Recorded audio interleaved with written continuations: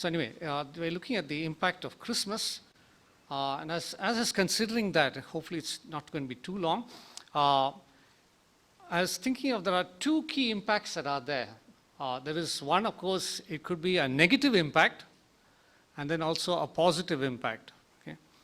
So we're going to first look at the negative impact of Christmas and what that meant. It was a time of inconvenience. So when you think of Christmas, the first Christmas especially, it was a time of complete inconvenience for several people, and we're going to be looking at that. It was a time of not just one inconvenience, several inconveniences for some people. Okay, the same people had multiple inconveniences. So some of them include Mary, Joseph, the shepherds, the wise men. All of them had various sorts of inconveniences on that first Christmas time. Okay?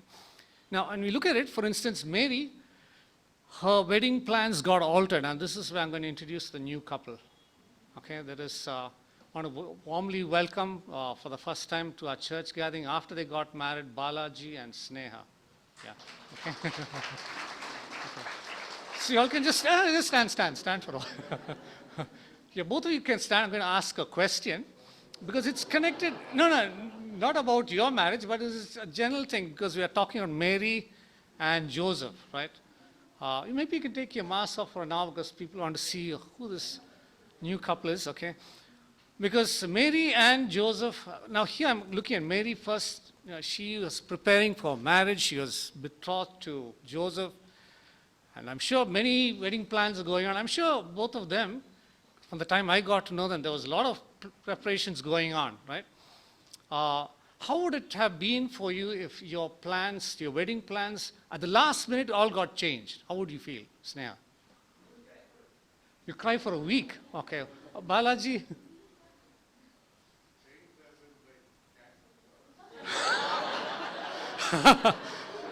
It somehow got totally altered. The whole, how would you feel?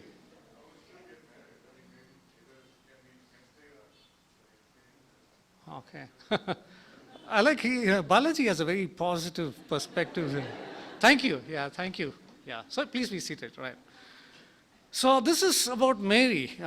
Like Balaji and Sneha, who just got married, and a lot of preparations are going on. If at the last minute something got changed, Sneha said she would have cried. She said for 1 week, I'm glad it's just a week. Okay, right? But say the whole thing gets so completely altered, it's not going to be the same anymore. There will be a lot of disturbance mentally, emotionally, all that, especially for ladies that are looking forward to that special occasion. Now, in Mary's case, it also resulted in some misunderstanding. From whom? From Joseph himself initially. There was misunderstanding. He was not sure how this happened. He heard that she is expecting, and they're not even married yet. And he knows he's not the cause. And so there's misunderstanding initially. We don't know about this, but in all possibility, there's also ridicule from some people because they know she was engaged to be married. Maybe they thought she was, hanging around with Joseph a little too much. Apart from Joseph not knowing the cause, people must have thought Joseph was involved because they knew they were engaged. And so there was possibly ridicule about an unexpected condition. Okay, she was expecting, but it was an unexpected situation. Another inconvenience for Joseph himself. Joseph also had wedding plans in place to get married, and all that got altered. He had a lot of explaining to do also. To explain to, I'm sure, his own family and some relatives, those around, what's this about Mary? What happened? I'm sure he had a lot of things to explain because he went ahead to take Mary as his wife.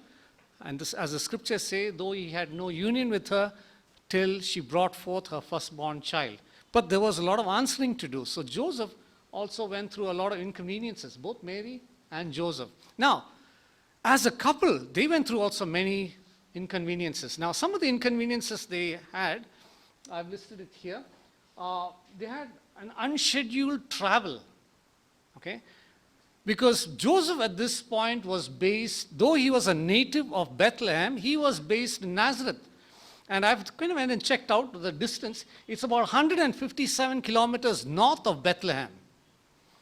From there was an inconvenience that they had to travel down because of the order of Augustus Caesar for the census, they had to go to their native place. And it was just the time the baby was to be born.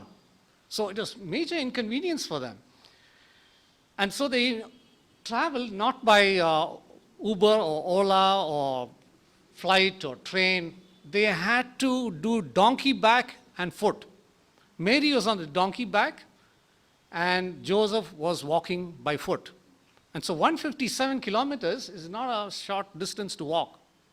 Think about it, the inconvenience. And she is expecting. Maybe at this point, I'm sure it's actually the 9th month. Can you imagine? We have some expecting mothers here. I'm not going to embarrass you by asking questions. But I'm sure if you were to travel, how would you feel? At the last minute, it would be a lot of challenges. I know my wife is online, so I don't mind she's not here physically, so I can use her example. I'll get the bashing afterwards. It's okay. I remember when she, for delivery, before Joanna was born, decided to go home to Trandom because her parents are there. And it was actually just maybe a little after the 8th month. It was very challenging. I was supposed to go and take her there, but last minute my mom had a fall. She was in hospital. I couldn't go. Her dad had to come take her back. She was struggling in the train. Just lie down flat or get up. Oh, it was inconvenient. So, for a married woman at this point, expecting her firstborn son, traveling on a donkey back, 157 kilometers, not an easy thing. Okay? And then after Jesus was born, because of the situation of Herod wanting to kill the baby, again they had to travel. And where? They had to travel from where they were in Bethlehem all the way down to Egypt. It's at least another 690 kilometers. How? Donkey back and foot. There's no other means of traveling. And that too with a baby now. Right? So you can imagine the first Christmas, how inconvenient it was to all these dear ones, especially to this couple, to Mary and Joseph. Well, the inconveniences didn't stop there. There were the wise men that came all the way from the east, and they had to alter their travel return plans back.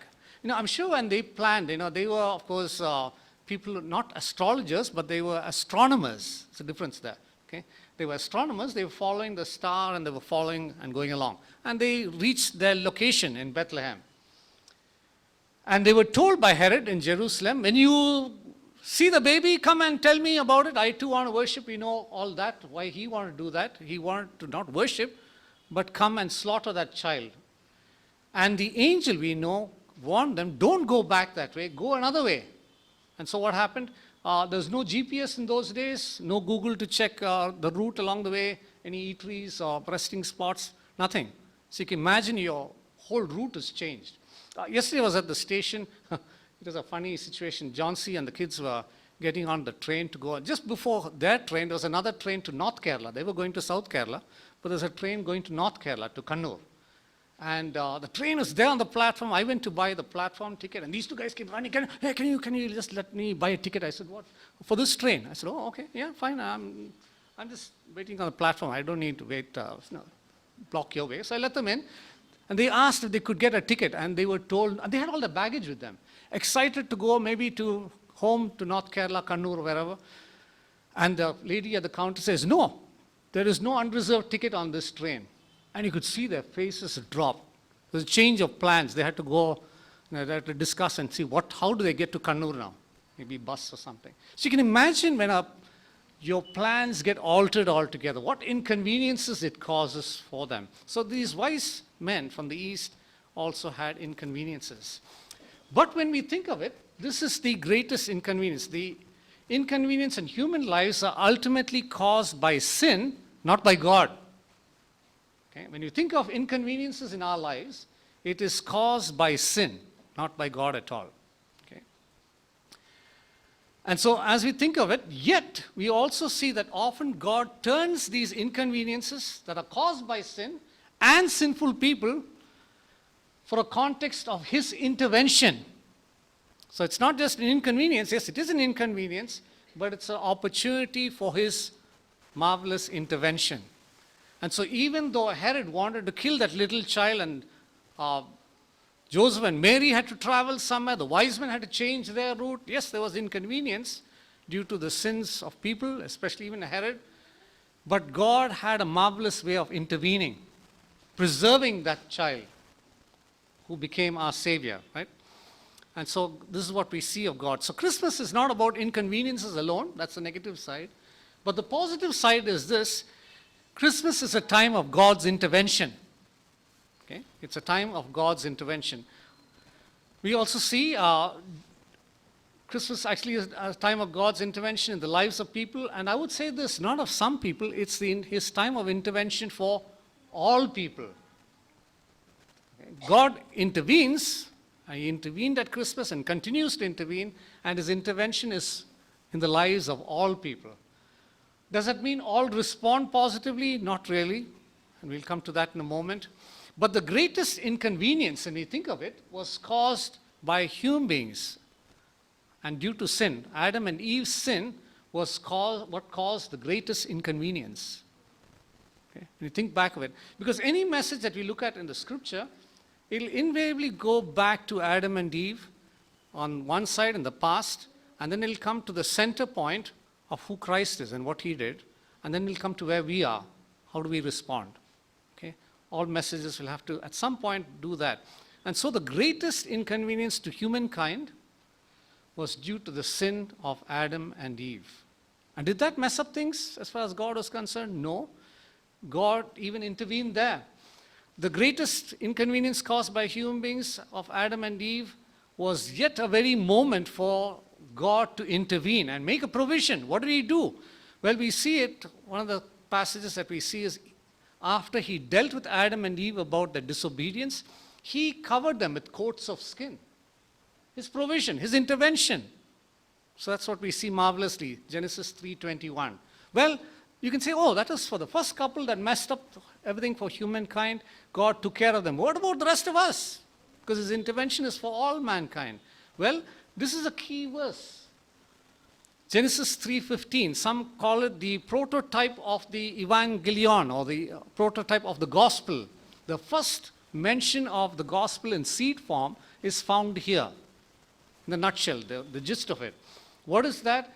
Very clearly God tells, he tells the serpent that the seed of the woman will crush his head. And who is that seed of the woman? It is not Cain. It is ultimately Jesus. We see that in Galatians chapter 4, where Paul clearly says, that seed, even when it is told to Abraham, through your seed, singular. Then to Isaac, through your seed, singular. Isaac had 2 children. Through your seed to Jacob, again singular. Who was that seed? So Paul in Galatians 4 says, that seed was Christ. The seed that is spoken of right in the beginning when everything got messed up, when inconvenience came into human society, God intervened and he made a provision promising that his son will come. Okay? That's God's intervention. The reality as we look at it, the greatest inconvenience actually was experienced by God himself. Not caused, but experienced by God. We looked at Joseph and Mary having inconveniences, the wise men from the east having inconveniences, but the greatest inconvenience was experienced by none other than God himself. Why? He had to send his son to this earth.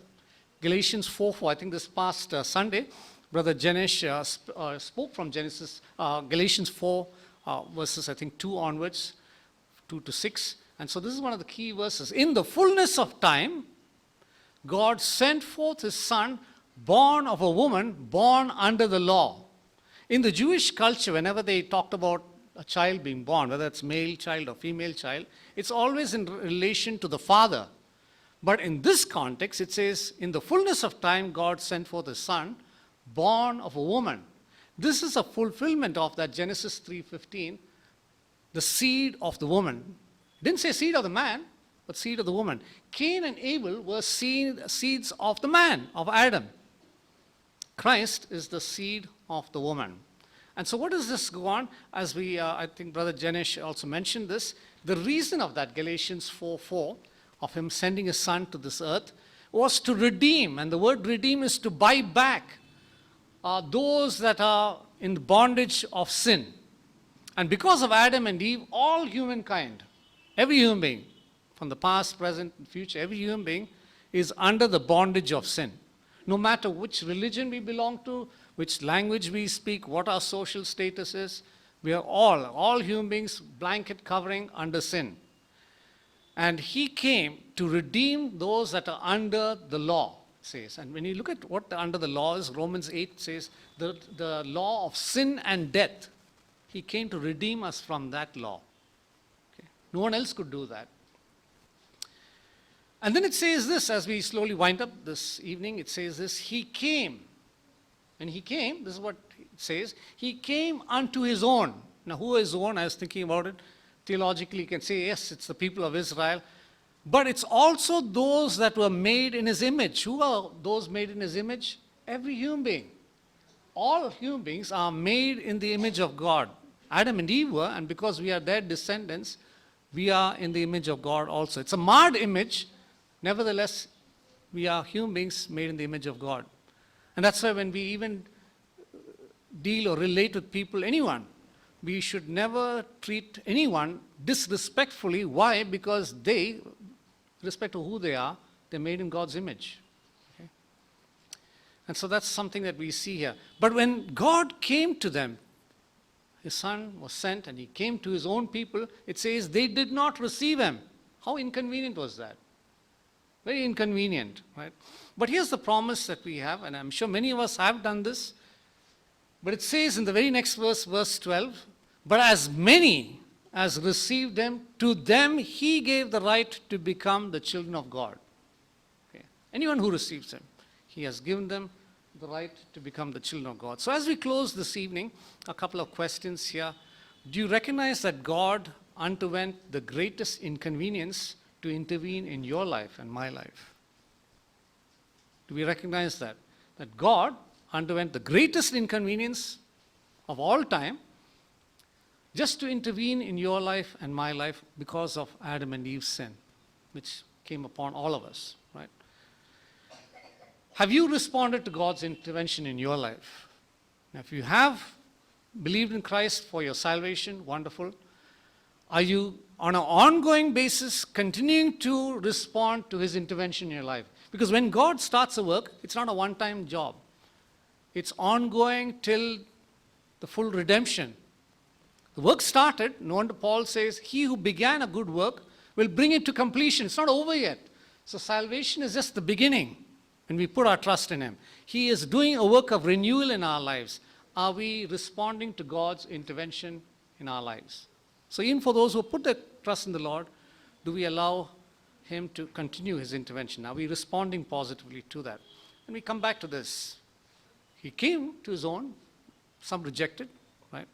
But as many received him, he gives them the right to be his children. Let's just bow in prayer and thank God for his marvelous intervention in a context of several inconveniences. And yes, eternal God, we thank you for your great love for humankind who you made in your image.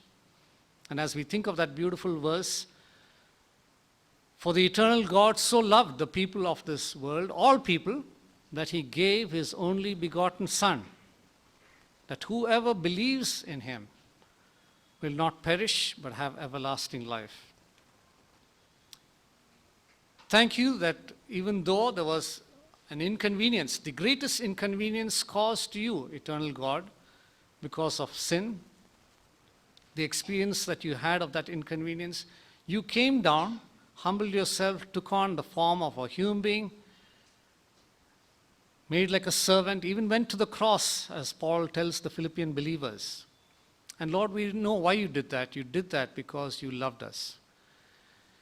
And may we not be like the people in whose case it was said that you came to your own and they rejected you. May it be that none of us reject you, but we all respond to your intervention in our lives. Many of us have put our trust in you. And so we praise you for that. But may we continue to respond to your intervention on an ongoing basis in our lives. And Lord, if there's anyone here that has not really put their trust in you, to know that their sins are forgiven and covered and dealt with, wiped out, we pray that this evening, as they think of your intervention for the greatest inconvenience that was ever caused, they will respond to you in faith.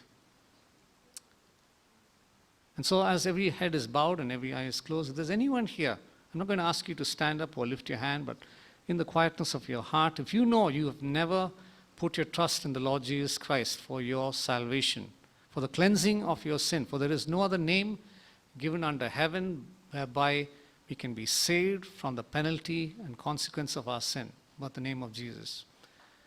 If you, in the quietness of your heart, respond to his intervention in your life to change you, to totally transform you, he will. All you need to say is, yes, Lord Jesus, come into my life. I recognize my sinfulness.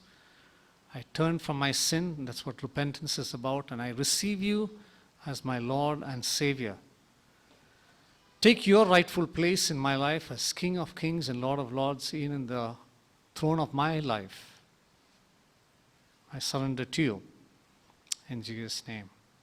Amen. And if you've done that, if you've not done that before, I would say, encourage you just to talk to one of us after that, and we can maybe guide you what's to be done beyond that.